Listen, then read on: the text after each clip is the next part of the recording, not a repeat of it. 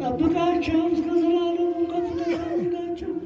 በአንድ ልጅ በጌታችንና በአምላካችን በመድኃኒታችን በኢየሱስ ክርስቶስ በክቡር ደሙ የዋጃሃት ቤዛዊውን ቅድስት ቤተክርስቲያን ጠብቃት።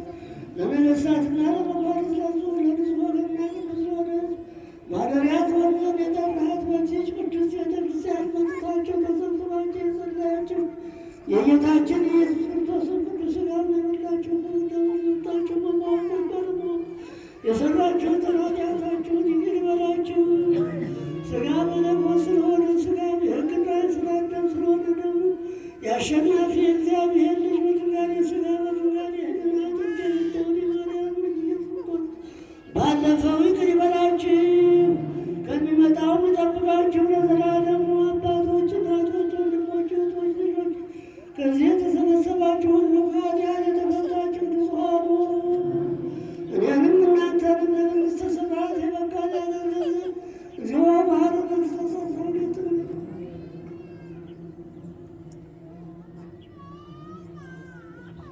አንተ እግዝእትነ ማርያም መሐረነ ክርስቶስ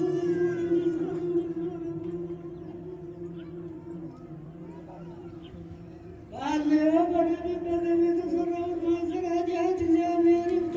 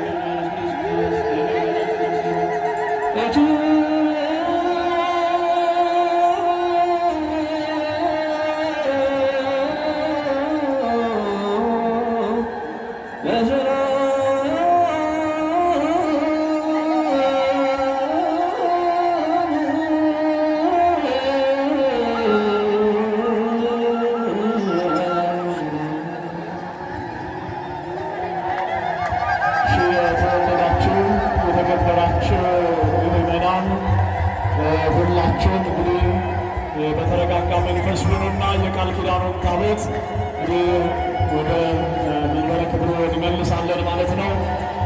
ሁላችሁም እልል እያላችሁ አጅቡ ታቦቱ እልልታ ያስፈልጋል። ከዛ ውጭ ምዕመናን መንገዱን ከፈት አድርጎ ሌላው መጨረሻ ላይ የምናሳስበው የፍቅር ለሥላሴ ማህበር ማለት ነው። ሁላችሁም የተዋሕዶ ልጆች ተረጋግታችሁ በሰልፍ ሆናችሁ ጸበል ጸዲቅ ቀምሳችሁ እንድትሄዱ የፍቅር ለሥላሴ ማህበር መልእክታቸውን አስተላልፈዋል።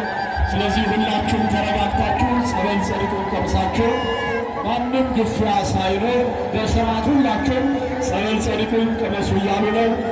እባካችሁ እዚህ መድረክ አካባቢ እባካችሁ